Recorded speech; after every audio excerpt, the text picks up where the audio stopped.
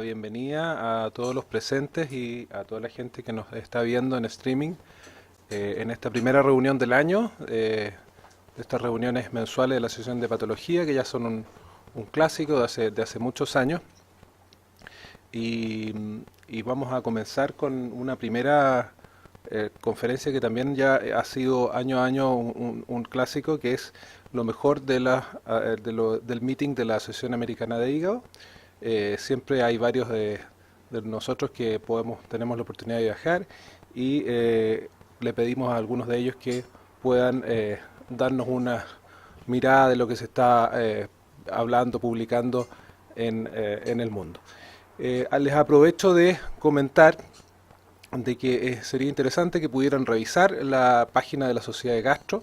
La página de la Sociedad de Gastro está en la parte donde dice ACHEP. Tenemos todas las reuniones que hay planificadas para este año y están también las reuniones del año pasado que se pueden ver en cualquier momento para revisión de los que se las hayan perdido. Les doy el pase entonces ahora a la doctora Carolina Pizarro, quien va a coordinar esta primera reunión. Buen día. Agradezco en nombre mío y del resto de los expositores la invitación a participar. Van a estar con nosotros el doctor Francisco Barrera, el doctor Rodrigo Wolf, doctor Juan Pablo Roblero y yo. Para no andarme paseando, yo voy a comenzar con los avances que hay en el manejo del virus C y les voy a tratar de contar lo buenos que son esos tratamientos. Sin embargo, después de mí, el doctor Roblero va a poner a prueba a ver si son en realidad tan maravillosos, ya que nos va a contar la asociación que pudiera existir entre estos y el hepatocarcinoma. Además, él nos va a hacer mención sobre el trasplante hepático precoz en casos de hepatitis alcohólica grave. Si el doctor Juan Pablo Roblero nos da malas noticias, vamos a tener al doctor Wolf, que nos va a poder indicar cuáles van a ser las terapias individualizadas en los pacientes con hepatocarcinoma avanzado. Y finalmente el doctor Barrera nos va a mencionar cuáles fueron los destacados para enfermedad grasa no alcohólica en este Congreso Americano. Entonces, para comenzar con la actualización en el manejo de virus C, me voy a enfocar en los nuevos tratamientos, cuáles son sus indicaciones y utilidad en grupos especiales de pacientes. La primera diapositiva que les quiero mostrar es el reporte de la Organización Mundial de la Salud, que muestra cuál es la mortalidad asociada a las infecciones virales de las hepatitis asociadas a sus complicaciones. Y podemos observar que esta es mayor que la secundaria a VIH, tuberculosis y malaria. Lo que es aún más preocupante es que estas cifras de mortalidad van aumentando en conjunto. Sin embargo, para el virus de la hepatitis C esto debiera cambiar, ya que con los nuevos tratamientos podemos observar que se logran respuestas de hasta el 99%, algo absolutamente insospechado en la década de los 80 o 90. Y esto se ha logrado gracias a la incorporación de fármacos con actividad antiviral directa. Los primeros de ellos desarrollados contra el genotipo 1, lo que no es una casualidad, ya que al igual que en nuestro país, en Estados Unidos el principal genotipo es este, pero ya a partir del 2015 contamos con un fármaco con una muy buena actividad contra el genotipo 3. Sin embargo, las expectativas eran aún mayores y lo que se buscaba eran fármacos que fueran pangenotípicos. Desde el 2016 se aprobó el Epclusa, que es la combinación de sofosbuvir, beltapazvir y que ya pronto va a estar disponible en nuestra canasta GES. Los dos últimos son las novedades, que son los que les voy a comentar con más detalle. El primero en aprobarse en julio del 2017 es del laboratorio Gilead y su nombre comercial es Vosevi. Este es un fármaco coformulado que tiene un IP, que es el voxilaprevir, asociado a un inhibidor NS5A, que es el belpatazvir, y un S5B, que es sofosbuvir. La indicación es de este fármaco es una tableta al día. Un mes después, el laboratorio AVI aprueba el Maviret, cuyo fármaco está coformulado con un IP, que es el glecaprevir, y un inhibidor NS5A, que es el pibrentasvir. Al igual que Vosevi, la dosis es una vez al día, pero en este caso son 3 tabletas. Brevemente les quiero mostrar los estudios que sustentaron la aprobación por la FDA de estos fármacos. Para el caso de sofo, belpa, voxilaprevir, tenemos el estudio Polaris 2 y 3, que incluyó pacientes nunca antes tratados con antivirales directos, a los que se les indicó este esquema por 8 semanas. Y podemos ver cómo la respuesta viral sostenida grupal fue del 95%, una respuesta muy buena. Si lo desglosamos por genotipo, esta respuesta sigue siendo buena, pero ya incomoda que en el genotipo 1A esta esté más cerca del 90%. Si analizamos qué resistencias basales antivirales presentaba este grupo de pacientes, podemos observar que independiente del genotipo, Para los pacientes que no tenían resistencias basales, la respuesta viral sostenida fue sobre el 96%. Si observamos aquellos pacientes que presentaban resistencias basales, se puede observar que en los genotipos no 1, la respuesta no tiene una diferencia significativa. Pero en el grupo de los pacientes genotipo 1A, la respuesta cae el 90%, lo que está bajo los estándares actuales. Si hacemos el análisis de este subgrupo, podemos darnos cuenta que estos pacientes eran genotipo 1A con resistencia basal al IP, la tipo Q80K. Afortunadamente, los que presentaban esta resistencia, al mezclarlo in vitro con Voxilaprevir, no mostraba que disminuyera su eficacia. Por lo tanto, aquí lo que pareciera ser que debemos expandir la temporalidad al que el paciente se expone al antiviral. Como recomendación, entonces, en pacientes naive no es necesario determinar las resistencias basales para tratarlos con SOFU, Velpa, Voxi por 8 semanas. Pero en el genotipo 1A, esta terapia debiera prolongarse a 12. ¿Qué sabemos para los ya tratados con antivirales directos? Acá tenemos 2 estudios, Polaris 1 y 2, que incluyó alrededor de 700 pacientes y estos se retrataron con este esquema por 12 semanas. Como podemos observar, la respuesta fue muy buena en todos los genotipos, independiente de cuál sea este. Y como grupo, la respuesta viral sostenida fue en el 97%. Si analizamos las resistencias que tenían este grupo de pacientes, podemos observar que no hay impacto de la presencia de estas sobre la respuesta viral sostenida con 12 semanas de tratamiento con SOFU, Velpa, Voxilaprevir. Por lo tanto, en pacientes que fracasaron antivirales directas, esta parece ser una excelente opción para retratarlos. Ahora, ¿qué hay en cuanto a los estudios para GP? Tenemos estudios realizados en pacientes naive, cirróticos o no cirróticos, con una excelente tasa de respuesta viral sostenida. Lo mismo ocurre en pacientes especiales como aquellos con falla renal, trasplantados o coinfectados con VIH. Sin embargo, en los pacientes ya expuestos a antivirales directos, la respuesta viral sostenida cae de manera dramática si lo comparamos con los estudios anteriores. Si vemos esto un poco más detallado, podemos observar que los pacientes naive, AIP y NS5A, que fue un número muy considerable, más de 2.000 pacientes, para los genotipo 1 no cirróticos, la respuesta es excelente con 8 semanas de tratamiento, y lo mismo ocurre con 12. Pero si incorporamos el resto de los genotipos, ya en pacientes previamente tratados con esquemas que incluyeran sofosbuvir, para el genotipo 3 la respuesta está sobre lo esperado. ¿Qué pasa en pacientes cirróticos? Para la mayoría de los genotipos tienen una muy buena respuesta 12 semanas de tratamiento. Aquí se excluyó el genotipo 3 porque ya no cirróticos tenían una respuesta insuficiente. Y a este grupo de pacientes se les prolongó el tratamiento por 16 semanas y así se consigue una respuesta viral sostenida sobre el 94% de los casos. Por lo tanto, genotipo 3 ya expuesto a sofosbuvir, el tratamiento con GP es por 16 semanas. ¿Qué sabemos de los fallados previamente antivirales directos que se van a tratar con GP? Tenemos el estudio Magillian, que a diferencia del Polaris para retratados, que eran más de 700 pacientes, acá son 91 pacientes. Y podemos observar que los pacientes que se trataron por 12 semanas con GP, que previamente habían utilizado inhibidores de proteasa, la respuesta es buena. Pero ¿qué ocurre en aquellos expuestos a NS5A o a la combinación NS5A inhibidor de proteasa? La respuesta cae bajo el 80%. En los pacientes que decidieron prolongar el tratamiento y tratar por 16 semanas, se mantiene el efecto muy bueno en pacientes expuestos únicamente a IP, pero en el resto de los pacientes se produce una disminución marcada de la respuesta viral sostenida, tanto en semana 12 como 16, si ya habían usado combinación IP inhibidor NS5A.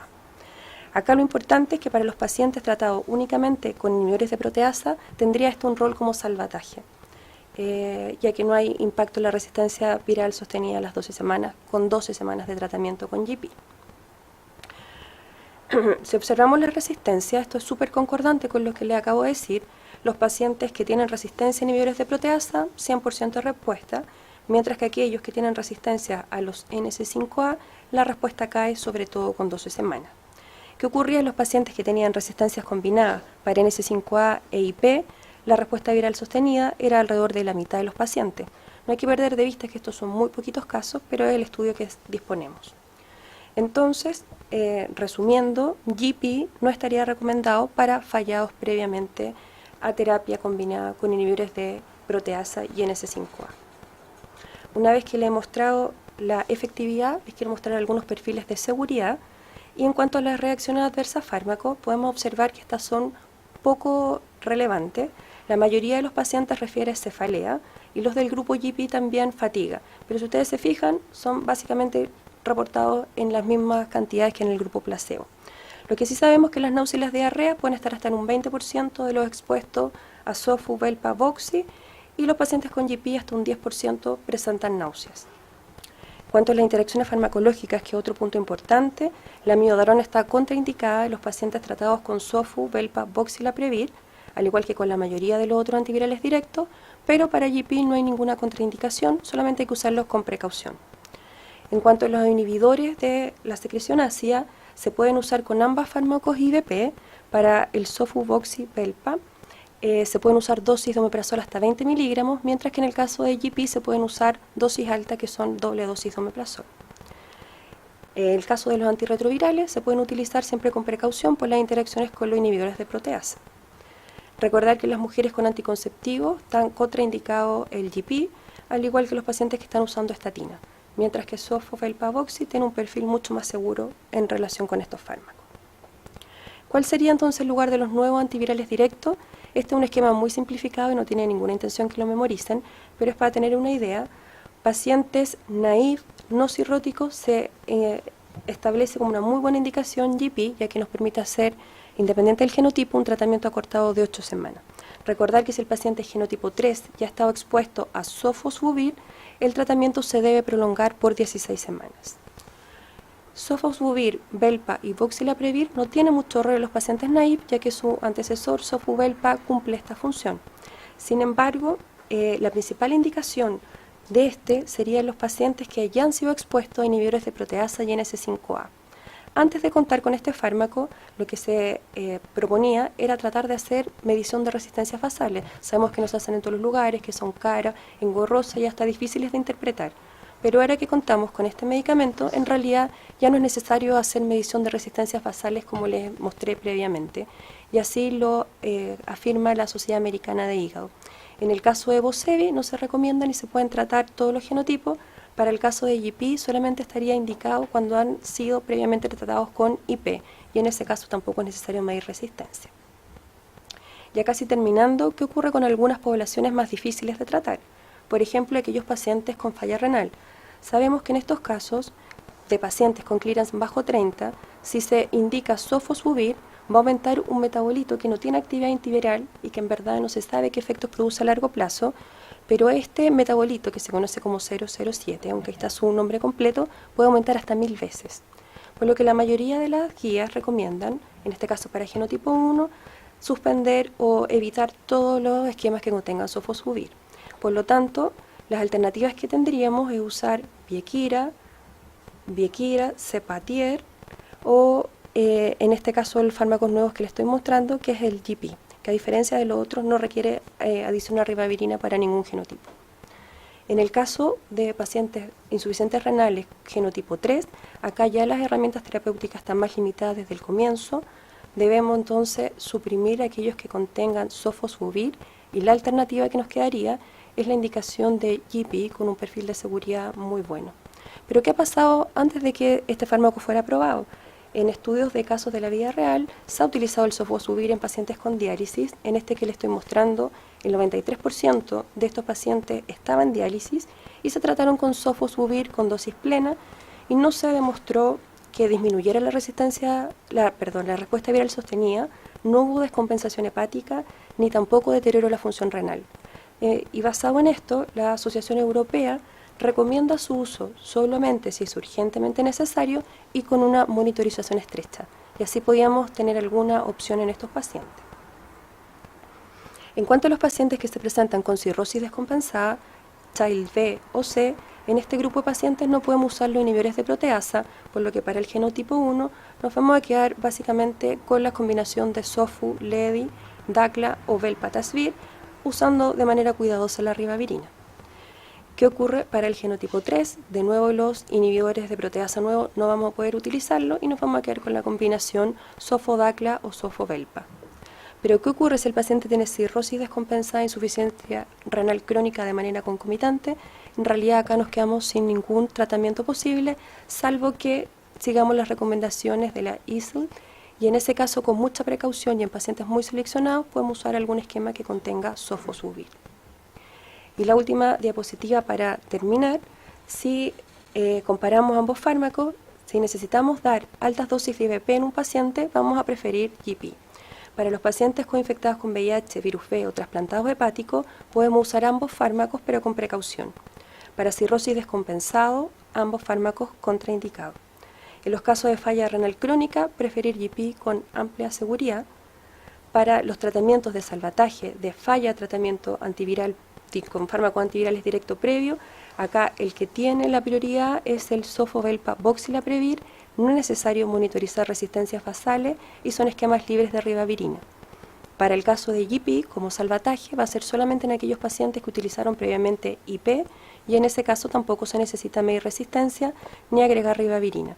Si queremos tratamientos acortados para pacientes naive, ahí la elección es GP. Eso en cuanto a los antivirales directos. Así que ahora vamos a seguir con el doctor Roblero, a ver si son tan buenos estos fármacos que les acabo de presentar. Buenos días. Gracias Carolina, gracias Fernando y a la asociación por la invitación.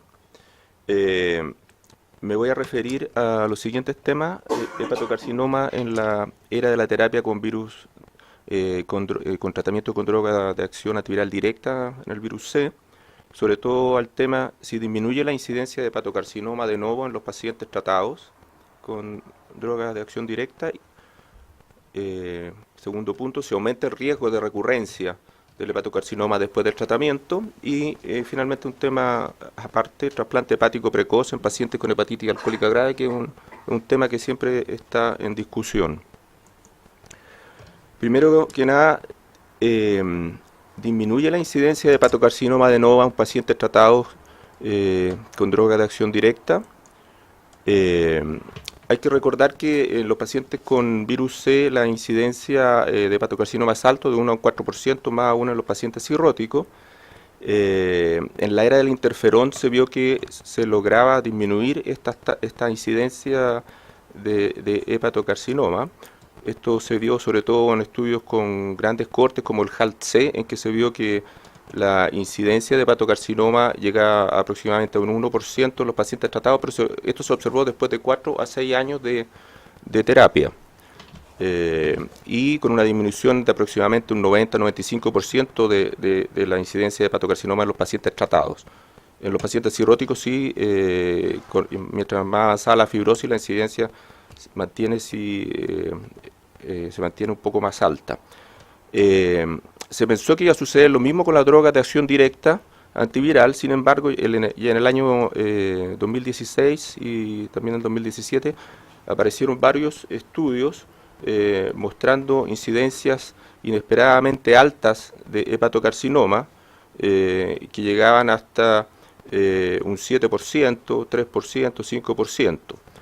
Todos estos trabajos en general eran trabajos con N bajos y con poco tiempo de seguimiento. Este es un trabajo que también se publicó en el 2016, en que se comparó pacientes tratados y no tratados y pacientes tratados con respuesta viral sostenida y sin obtener la respuesta viral sostenida. No se vio diferencia entre los tratados y los pacientes tratados, y se vio cierta diferencia a favor de los pacientes tratados con respuesta viral sostenida, pero no se observó que fuera significativo, tuvo una significancia borderline. Algo destacable es que los hepatocarcinomas en este grupo de pacientes, un tercio de estos ocurrían dentro de los primeros 3 meses, lo que hace pensar que más bien se trata de tumores ya existentes, no detectados radiológicamente, que hepatocarcinoma desarrollados de nuevo. En este trabajo de Cosvial que había mostrado en la tabla, se ve algo parecido, que hay una mayor incidencia de hepatocarcinoma y la mayoría ocurre dentro del primer año o de los 2 primeros años. Lo que refuerza el concepto anterior de que probablemente se trata de lesiones existentes previamente no detectadas. Este trabajo presentado en el último meeting americano se evaluó un número importante de pacientes, 62.000 pacientes, que se sometían a una terapia con droga de acción directa. Se comparó a pacientes tratados con interferón, con droga de acción directa más interferón y solo con droga de acción directa. Se vio que la incidencia de hepatocarcinoma fue más alta en los pacientes con cirrosis y fracaso de tratamiento de 2,7 por 100 pacientes año y fue menor en pacientes sin cirrosis y con respuesta viral sostenida. Entre todos los pacientes, la respuesta viral sostenida se asoció con una reducción del 79% del riesgo de desarrollo de hepatocarcinoma. La respuesta viral sostenida se asoció con un riesgo similar y significativamente menor de hepatocarcinoma, independiente de si el tratamiento fue interferón, droga de acción directa o solo droga de acción directa, y interferón con droga de acción directa. Entonces, como conclusión, la respuesta viral sostenida por droga de acción directa se asocia con una reducción del 79% de riesgo de hepatocarcinoma, y esta reducción es proporcional a si el paciente se trata de pacientes con cirrosis o sin cirrosis, siendo menor en los pacientes sin cirrosis. Otro trabajo presentado en relación a esto, que también se presentó en una plenaria, que busca determinar si el uso de droga de acción directa se asocia con mayores tasas de hepatocarcinoma en una gran corte. Se evaluaron 17.000 casi 18.000 pacientes, se dividieron en 3 grupos, los tratados con interferón más ribavirina, los tratados con droga de acción directa y 8.000 pacientes que no fueron tratados. Obviamente la respuesta viral sostenida fue mucho mayor en los pacientes con droga de acción directa y se observó que el riesgo de hepatocarcinoma no fue mayor en el grupo de droga de acción directa al compararlo con interferón. Entre los pacientes que lograron respuesta viral sostenida, la tasa de incidencia de hepatocarcinoma ni la supervivencia libre de hepatocarcinoma fue diferente en el grupo tratado con drogas antivirales de acción directa, en comparación con interferón. Analizándolo por subgrupos, se vio que el grupo tratado con sofosbuvir, cimeprevir tuvo mayor incidencia de hepatocarcinoma, pero se vio que este subgrupo tuvo una mayor proporción de pacientes Child B y C. En conclusión, el tratamiento de droga de acción directa no se asocia con mayor riesgo de hepatocarcinoma en relación al interferón, siendo esto similar al interferón. Ahora, ¿qué ocurre con la recurrencia? ¿Aumenta la recurrencia del hepatocarcinoma después del tratamiento con droga de acción directa?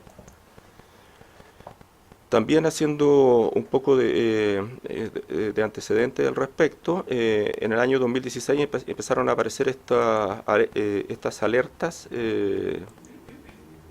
acerca de la alta proporción de recurrencia en los pacientes con hepatocarcinoma tratado y que fueron y después con terapia de droga de acción directa. En común tienen todas estas publicaciones que se trató de un número pequeño de pacientes. La recurrencia estaban alrededor del 28% y tenían poco tiempo de seguimiento. Hay que recordar además que la recurrencia del hepatocarcinoma es alta en los pacientes operados por hepatocarcinoma con intención curativa. En la resección la recurrencia son elevadas, alcanzando hasta casi un 50% a los 2 años y siendo aún mayor en los pacientes tratados con TACE.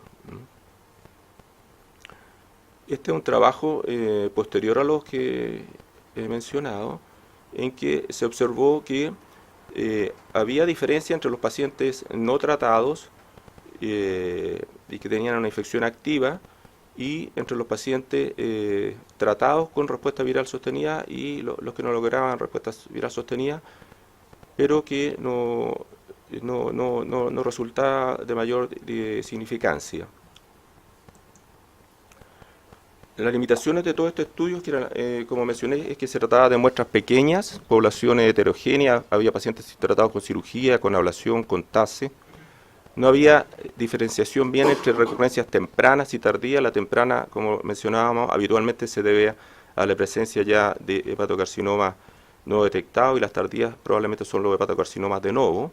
La mayoría de los trabajos eran retrospectivos, no habían estudios, grupos comparativos, y no había estandarización en los tiempos de inicio de la terapia con las drogas de acción directa y en los tiempos de control del hepatocarcinoma. Así, por ejemplo, en el trabajo de Barcelona, de la doctora Rey, se habló de remisión completa de hepatocarcinoma recién a los 4 meses, que es un tiempo como temprano, y los tiempos de seguimiento fueron breves.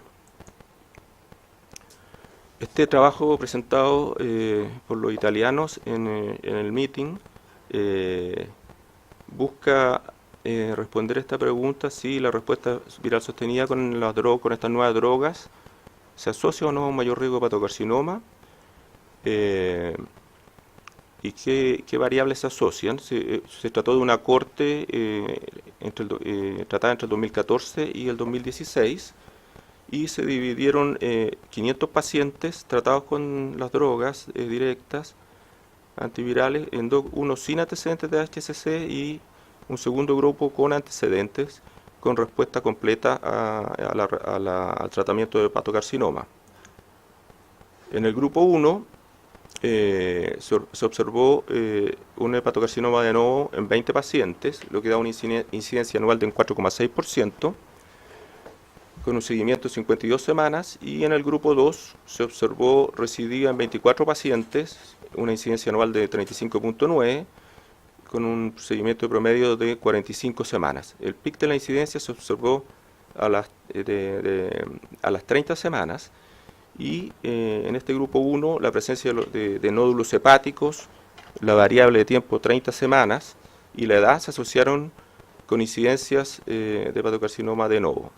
Y en el grupo 2, que son las recurrencias, ninguna variable mostró evidencia de asociación con la recurrencia. Como conclusión, el tratamiento con droga de acción directa permite en los pacientes con respuesta viral sostenida una disminución progresiva de la incidencia de hepatocarcinoma de novo y hepatocarcinoma recurrente después de un aumento no significativo observado en las primeras 30 semanas después de haber iniciado el tratamiento.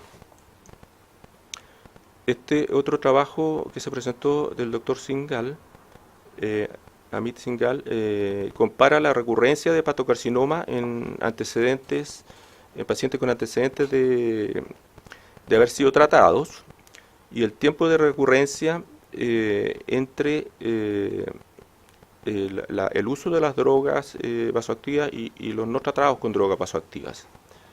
Este es un estudio de corte retrospectivo multicéntrico. Se evaluaron 191 pacientes con hepatocarcinoma relacionado con virus C que lograron una respuesta completa al tratamiento entre el 2013 y el 2016 en 10 centros de Estados Unidos. La mayoría de los pacientes estaban en estadios tempranos de BSLC, y la mayoría de los pacientes tuvieron una respuesta completa al tratamiento del hepatocarcinoma con un solo tratamiento. El 24% recibió 2 y un grupo menor recibió 3 tratamientos. La recurrencia en este grupo de pacientes se observó en 87 pacientes, que corresponde a casi un 47%, y no vieron diferencia entre los pacientes tratados con droga de acción directa y sin drogas y sin tratamiento. 42,5 versus 53. Ajustando al estadio y la modalidad de tratamiento, el tratamiento no se asoció con una mayor recidiva. Y la mediana de tratamiento hasta la recurrencia fue 364, siendo menor. El tiempo fue más corto de la recurrencia en los pacientes tratados con drogas de acción directa, 223 versus 554. Posterior, la tasa de control del hepatocarcinoma fue mejor en los pacientes tratados con droga de acción directa, 80% versus 66%. Como conclusión, el tratamiento con drogas antivirales directas no se asoció a un mayor riesgo de recurrencia, pero sí a un menor tiempo de desarrollo de la recurrencia. La carga tumoral de la recidiva no fue diferente en ambos grupos y los pacientes tratados con droga de acción directa mostraron una mejor tasa de control de la enfermedad tumoral que los pacientes no tratados. Como recomendaciones se puede decir que la incidencia del hepatocarcinoma de novo disminuye con el tratamiento con las nuevas drogas a largo plazo, pero no se elimina, por lo que es necesario mantener el tamizaje en estos pacientes, especialmente en los pacientes cirróticos y con fibrosis avanzada. Por otra parte, en los pacientes con virus C y hepatocarcinoma tratados con estas drogas, no aumenta la recurrencia, pero el tiempo de recurrencia es más breve. Es recomendable esperar, se recomienda 6 meses después de tratado el hepatocarcinoma antes de iniciar el tratamiento y tener por lo menos 2 controles con imágenes antes de iniciar la terapia con estas nuevas drogas. En cuanto a este tema que quiso presentarlo porque siempre es tema de discusión, el trasplante hepático precoz en hepatitis alcohólica grave, como antecedentes existen pocos trabajos al respecto. El primero es el estudio franco-belga del 2011, publicado en el New England, que fue prospectivo, en que se vio que en los pacientes con hepatitis alcohólica grave, trasplantados, la sobrevida al año fue un 78% versus 24% de pacientes con hepatitis alcohólica grave no trasplantados. Se mantuvo estas tasas de sobrevida a los 2 años y la recaída de ingesta de alcohol en estos pacientes fue de un 12%. Posterior a este trabajo han aparecido otras 3 trabajos de centros americanos, son todos retrospectivos, que también muestran muy buenas sobrevidas, prácticamente todo sobre el 90%, y con tasas de recaída en la ingesta alrededor del 20%, el más alto de este último, que el último a ser publicado, de 28%. Pero no es diferente esta recaída en la ingesta de alcohol a los pacientes cirróticos por alcohol que han cumplido la regla de los 6 meses sin beber. La recaída es similar, no se observaron diferencias importantes respecto a estos pacientes trasplantados en forma precoz. Este estudio también presentado en una plenaria es de un estudio de un consorcio americano en que participaron 12 centros de 8 regiones de la UNOS, pacientes con hepatitis grave alcohólica que se sometieron a trasplante antes de los 6 meses de abstinencia entre el año 2006 y 2017. Todos estos pacientes fueron evaluados por especialistas en adicciones. Se definió consumo de alcohol después del trasplante como ocasional o sostenido y se evaluaron a 1 y 3 años post trasplante. Se trasplantaron 147 pacientes, un periodo de abstinencia previa al trasplante de 55 días, 54, casi el 50% de los pacientes, un poco más, recibieron corticoides pre-trasplante. El MEL promedio al momento del trasplante en estos pacientes fue de 39 y se siguieron por un periodo de un año y medio. De los 147 pacientes, 141 se dieron de alta. De estos, 72% se mantuvo en abstinencia, el 18% tuvo solo ingestas aisladas y un 11% presentó ingestas sostenidas.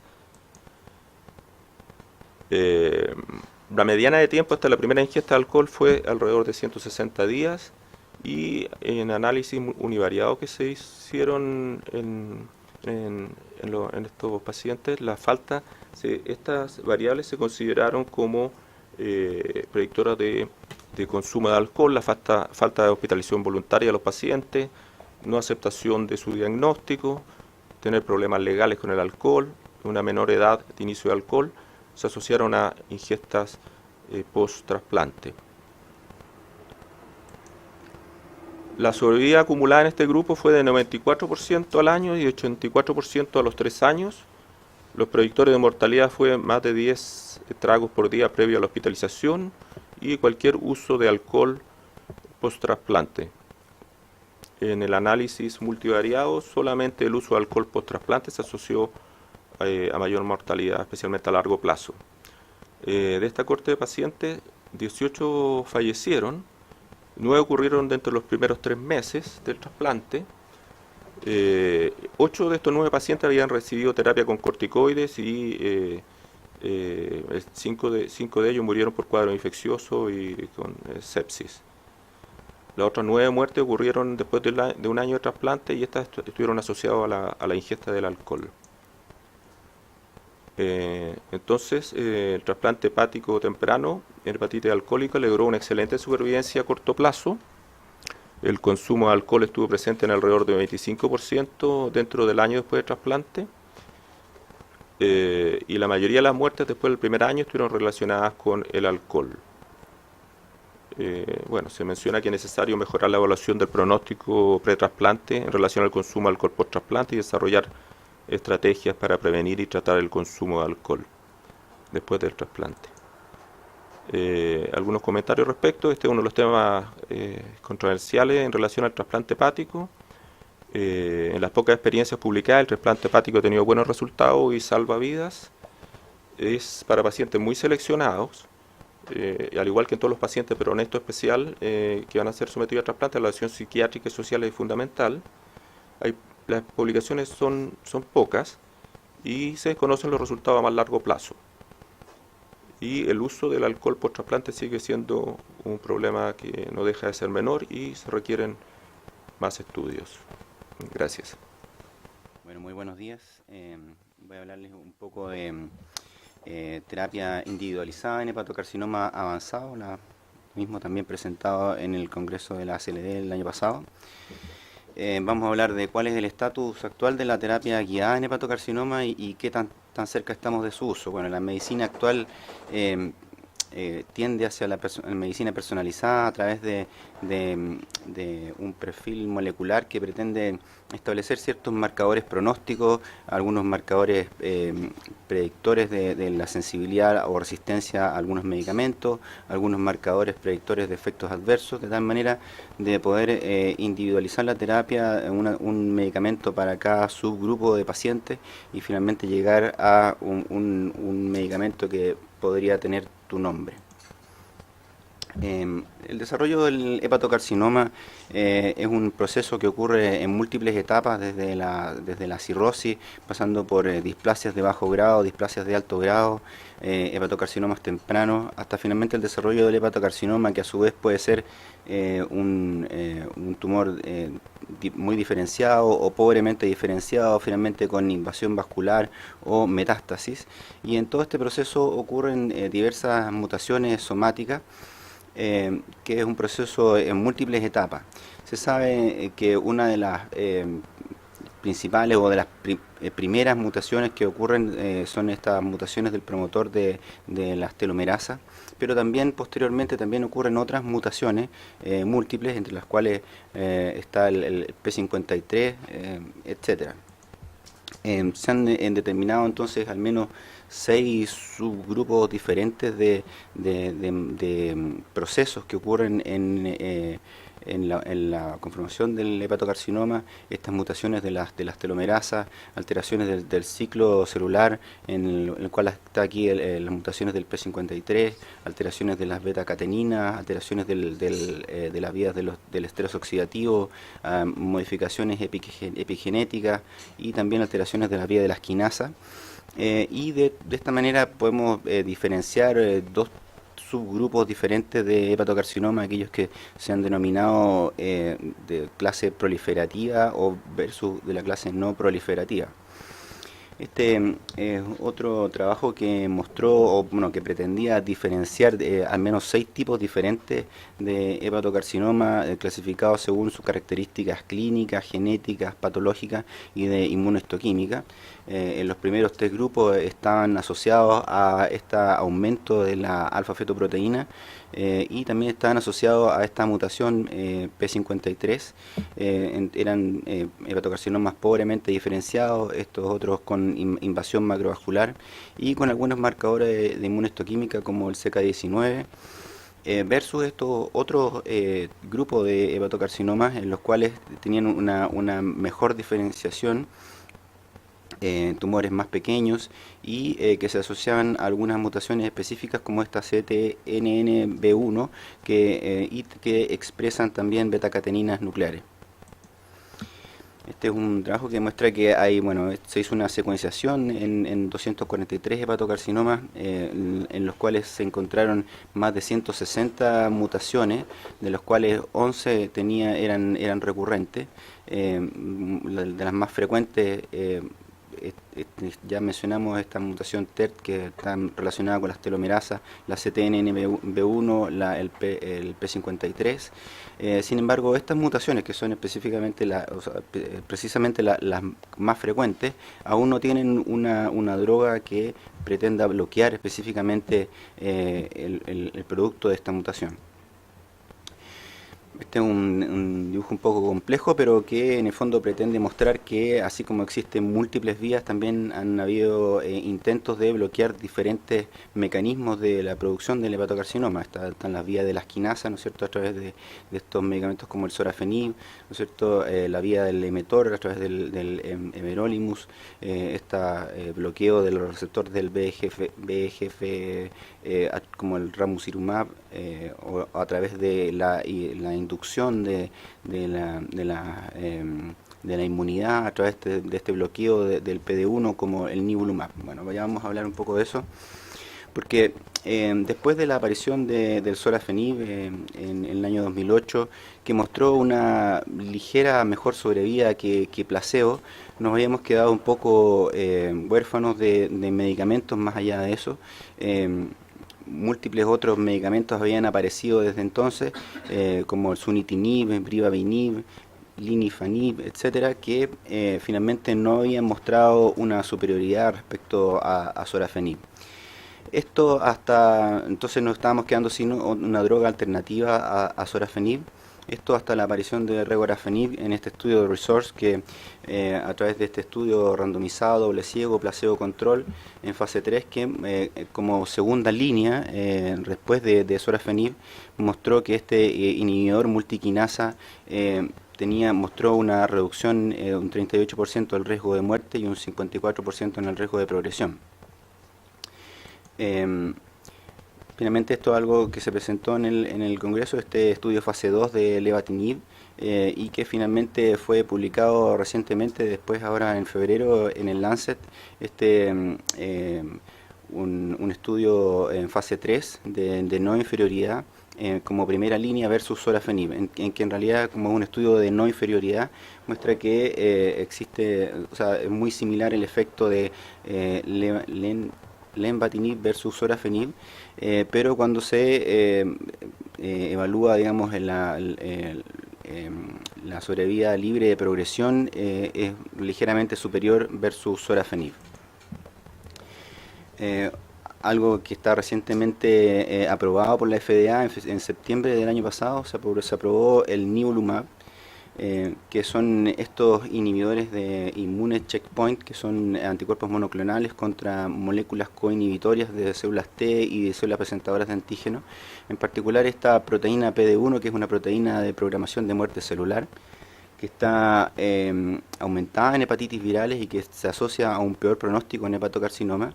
Lo que se pretende entonces, a través del bloqueo de esta molécula, es revertir el efecto de estas células TCD8 exhaustas y restaurar la respuesta inmune contra las células tumorales. Entonces, a través de este estudio Checkmate 040, que es un estudio fase 1 y fase 2, se mostró que nivolumab tenía una respuesta objetiva cerca de un 20%, con una media de la respuesta de 17 meses y con una media de sobrevida de 15 meses y de 13 meses. Otros inhibidores también, como el inhibidor MET, que es una molécula que se liga al receptor del factor de crecimiento de hepatocito, en realidad no mostró una mejor sobrevida, falló en el endpoint primario. También tenemos el ramucirumab, que es una droga que se ha utilizado como segunda línea también después de sorafenib, en este estudio randomizado, doble ciego, multicéntrico en fase 3, que tampoco mostró una mejoría versus placebo, pero también diferenciando en diferentes subgrupos, en grupos que tenían una alfa-fetoproteína elevada, entonces tenían una mejor sobrevida que pacientes que tenían alfa-fetoproteína normal. En conclusión, la naturaleza heterogénea del hepatocarcinoma hace difícil todavía una terapia guiada, porque existen múltiples vías y mutaciones que juegan un rol en el desarrollo del hepatocarcinoma, y por lo tanto el tratamiento ideal va a requerir un acercamiento con múltiples blancos. Y el momento actual, el desarrollo de drogas, entonces empieza a avanzar hacia una medicina personalizada. Muchas gracias. Bueno, muy buenos días. Yo soy Francisco Barrera. Agradezco la invitación, Carolina, doctor Gómez, para presentarle algunas cosas del Congreso. Hemos tenido harta información. Estas sesiones tienden a ser hartas cositas, pero siempre tenemos el video para revisar los pequeños detalles, así que es súper bueno resumir estas cosas. Me toca a mí hablarles sobre hígado graso, y quería destacar 3 aspectos importantes, algunos datos epidemiológicos que ayudan a entender un poquito mejor la enfermedad, a los pacientes que nos enfrentamos, algunos datos que yo creo que son relevantes, de algunas cosas recordar y destacar. Y los otros 2 puntos tienen que ver con una emoción por enfrentar la enfermedad un poquito distinto, de hacerla más amigable, tanto para los hepatólogos como para otros, que son nuevos estudios diagnósticos, más simples que la biopsia, por ejemplo, y además el desarrollo de nuevas terapias, pero basado en un estilo de estudio un poquito distinto a los que tradicionalmente estamos viendo. Así que vamos a ver esos datos, a ver qué pasa. Algunos datos epidemiológicos. Primer dato a destacar es que en el tiempo los estudios de hígado graso, como ustedes probablemente se han dado cuenta, han ido aumentando de forma significativa. Esta tendencia solo ha ido en aumento en el último tiempo y probablemente siga esa línea por una razón muy simple, es porque no hemos logrado manejar la enfermedad en forma razonable. Todos los estudios de tratamiento muestran tasas de tratamiento muy distintos a los que nos presentaba Carolina, sobre 90%, si no funciona, ni siquiera tomar en cuenta. Aquí estamos hablando de tasa de efectividad 20%, 30, 40% con suerte, así que estamos lejos de lograr lo que estamos buscando. Así que vamos a seguir observando este aumento. Y algunos temas del día a día, por ejemplo, hígado graso en normopeso. El paciente típico que llega a la consulta, doctor, tengo hígado graso, uno lo va a entrar, paciente totalmente peso normal. Doctor, ¿por qué tengo hígado graso yo? Etcétera. Es un problema que ha sido bastante descrito, sobre todo en los países asiáticos, donde probablemente el índice de masa corporal sea un mal indicador de obesidad para ese grupo específico, pero acá lo vemos con bastante frecuencia. Este estudio aporta algunas cosas interesantes, son 12.000 pacientes donde se hizo diagnóstico de hígado graso por ultrasonido. La prevalencia según característica de peso, ven 13% en sujetos normopeso, 42% sobrepeso, 68.5% en obesidad.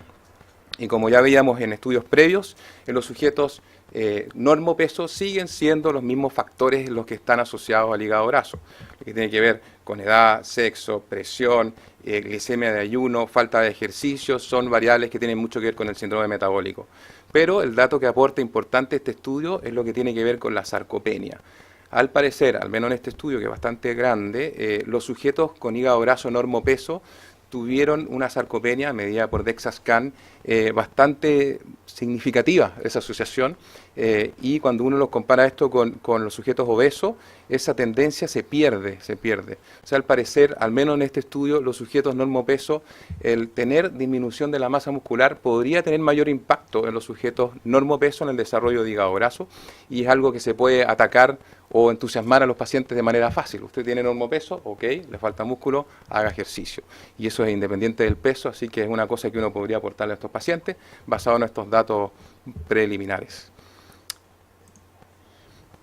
Otro tema epidemiológico que se ha venido hablando mucho en el último tiempo es la aparición de hepatocarcinoma en el sujeto con hígado graso no cirrótico.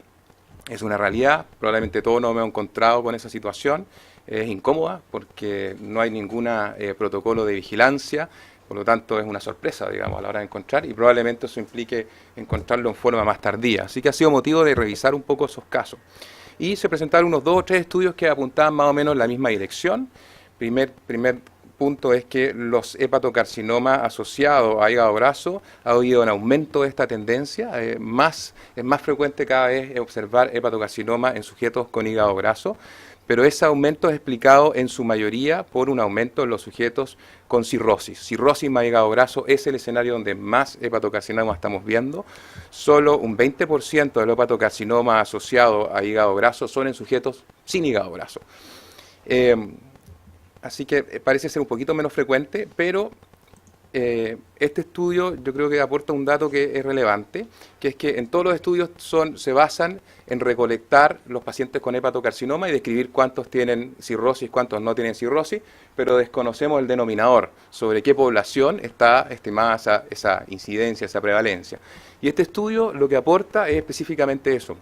Es un estudio muy grande en una población de 43 millones de personas que tienen este seguro a través de esta empresa, Market Scan Commercial Claims and Encounters, que es una población cautiva, donde son capaces de pesquisar en esta población la aparición de distintas enfermedades como hepatocarcinoma. Por lo tanto, conocemos el denominador de esta situación en un N bastante grande. Obviamente tiene todas las limitaciones de que tiene que ser muy bien llenado el seguro con los diagnósticos, que siempre hay detalles en esos procesos, pero es una aproximación interesante.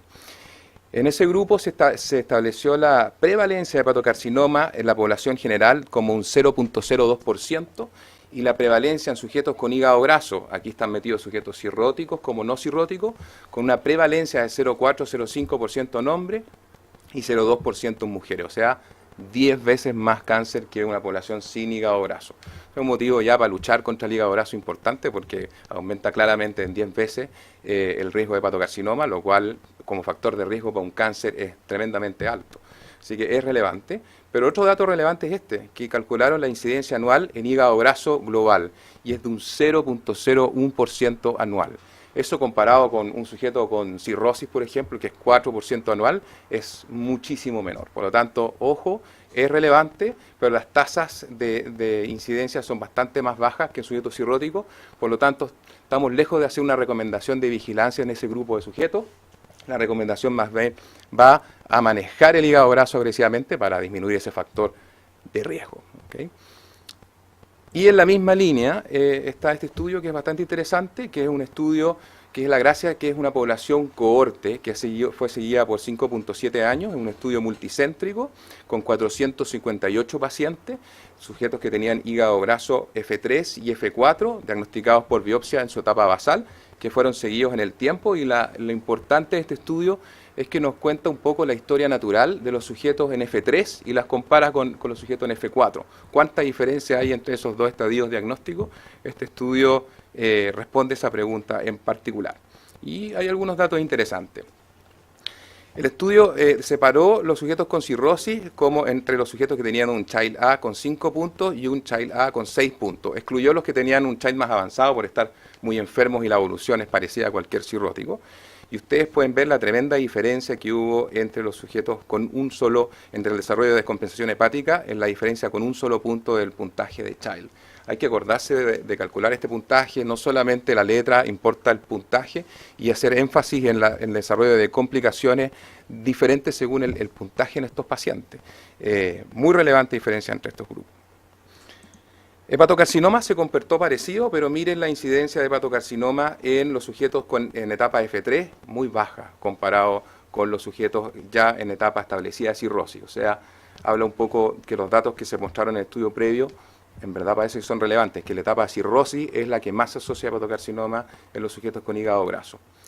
Y lo siguiente importante es cosas que a veces se nos olvidan. Estos sujetos, incluso estando en F3, los sujetos en etapa F3 tuvieron mayor cantidad de eventos cardiovasculares, más que eventos hepáticos, estando en F3, y tuvieron tumores más extrahepáticos que hepáticos. Y aquí el que se llevó a las partes fue el cáncer de colon. Entonces, antes de estar pensando en hacer una vigilancia en estos sujetos de hepatocarcinoma, es más recomendable hacer una colonoscopía o ser muy riguroso en la vigilancia de cáncer de colon. Siempre en F3 yo tiendo a hacer una ecografía porque es simple y no es un estudio complejo, si se puede, yo creo que es razonable, en etapa F3, pero ojo con el cáncer de colon, yo creo que hay que ser enfáticos ahí en ir a buscarlo, hay varios estudios que muestran esta asociación y es relevante. Y así como en los sujetos en etapa F3, su mayor tasa de eventos son eventos cardiovasculares y tumor no hepático, versus los sujetos en fase cirrosis, sus mayores complicaciones son hepáticas y hepatocarcinoma. ¿Significa que hay que olvidarse del hígado en las etapas F3? Claramente no. Lo que hay que hacer es tratar de mantenerlo en F3 y que no lleguen a F4 para evitar que se desarrollen estas complicaciones. Pero no perder de vista, incluso los sujetos F3, complicaciones extrahepáticas. Es muy relevante mantener esa nota importante. Eso con la parte epidemiológica, datos importantes aparecieron ahí destacados. Vamos a la parte diagnóstica, que siempre ha sido un desafío, detectar en esta masa de sujetos con hígado graso cuál es específicamente el que va a desarrollar complicaciones hepáticas. Es una pregunta pendiente que tiene mucha implicancia desde el punto de vista epidemiológico y de políticas de salud. Así que es tremendamente relevante esto y se han hecho esfuerzos en ese sentido. Y la idea es buscar el marcador mágico que permita decir qué sujeto tiene en el momento del diagnóstico fibrosis avanzada y qué sujeto va a evolucionar en su fibrosis. Y además, si uno es un poquito más ambicioso, es un sujeto que yo estoy tratando, veo cómo responde el tratamiento con un marcador en sangre de fibrosis que va disminuyendo. Y si el sujeto no disminuye este marcador, puedo agregar un segundo tratamiento y buscar dirigidamente que esta tendencia a la fibrosis disminuya.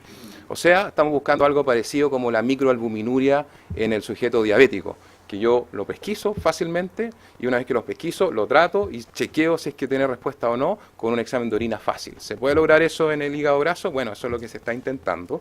Y para eso se están buscando marcadores de fibrosis en sangre, que son derivados de productos de fibrosis como el TIMP1 o ácido hialurónico y productos derivados de clivaje como es el ProC3. Y les voy a mostrar algunos datos al respecto de eso. El estudio que trató este test se llama FibroSpect, la doctora Abdelmalek, en un estudio grande con una cohorte de descubrimiento de 396 pacientes y una cohorte de validación de 396 sujetos. Estudiaron estos tres marcadores, alfa-2 macroglobulina, ácido hialurónico y el inhibidor de metaloproteinasa TIMP1, todos marcadores de fibrosis, y demostraron un área bajo la curva en la cohorte de descubrimiento de 0,86, casi 0,87, ¿no es cierto? Y en la cohorte de validación, bastante parecido, 0,85, que es bastante bueno, con una sensibilidad de 81%, especificidad de 74%. Una muestra de sangre y podemos tener una idea de qué está pasando. Esto no es menor en sujetos, por ejemplo, de provincia o que no tienen acceso fácil a, por ejemplo, FibroScan. Basta mandar una muestra de sangre a un laboratorio central, se devuelve un informe, este es el riesgo de su sujeto. Bastante interesante. Y este es el otro marcador que yo creo destacable, el ProC3, un estudio grande de 400 sujetos, 300 en la cohorte de descubrimiento, 100 en la de validación, donde se hizo un estudio univariado y después multivariado buscando la asociación de distintas variables con etapa F3, F4, incluyendo el ProC3. Descubrieron estas tres que ya son conocidas, estas variables, muchas que ya están conocidas, edad, índice de masa corporal, diabetes, plaquetas, pero el ProC3 fue bastante buen marcador de fibrosis. Y esto no es novedad porque el ProC3 ya ha sido estudiado en hepatitis C y es bastante bueno.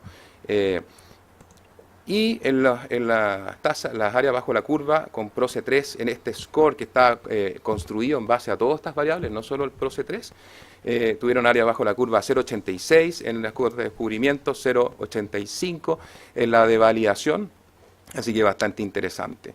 Ojo que estos estudios son en población bastante seleccionada, son sujetos biopsiados con hígado graso, por lo tanto probablemente con un hígado graso bastante severo. Hay que ver qué pasa más en un estudio poblacional, donde hay pacientes con muchas otras enfermedades involucradas que pueden alterar estas variables también. Así que esto es preliminar, interesante, ojalá funcione, pero tenemos que avanzar un poquito más en esa área que es tremendamente importante en el desarrollo del tratamiento del hígado graso. Y respecto a nuevos tratamientos en hígado graso, la verdad este año estuvo un poco más flojo que otros años, para contarles. No pudimos tratar el hígado graso en 3 días, pero hubo un par de estudios interesantes, más que nada por la metodología que usaron, que se basaron en estudios en imagen, basados en resonancia principalmente, que son bastante certeros en medir esteatosis a través de la densidad de protones. Esos son estudios que se pueden hacer en 10-15 minutos en el resonador y ya podemos tener una mirada muy certera de la esteatosis hepática, y estos se combinan con una elastografía en 2 dimensiones, 3 dimensiones, para dar un diagnóstico bastante certero de la situación hepática, al menos en esteatosis y en fibrosis. ¿Okay? Esto está en desarrollo en Chile y yo creo que estamos no tan lejos de tener capacidad de hacer resonancias con estas características acá. Así que no se ve tan lejano este tipo de estudio. Y basado en eso y en algunos marcadores séricos se presentaron 2 fármacos como un estudio muy preliminar, pequeños y todo, pero dan algunas luces de un par de conceptos que yo creo que son relevantes.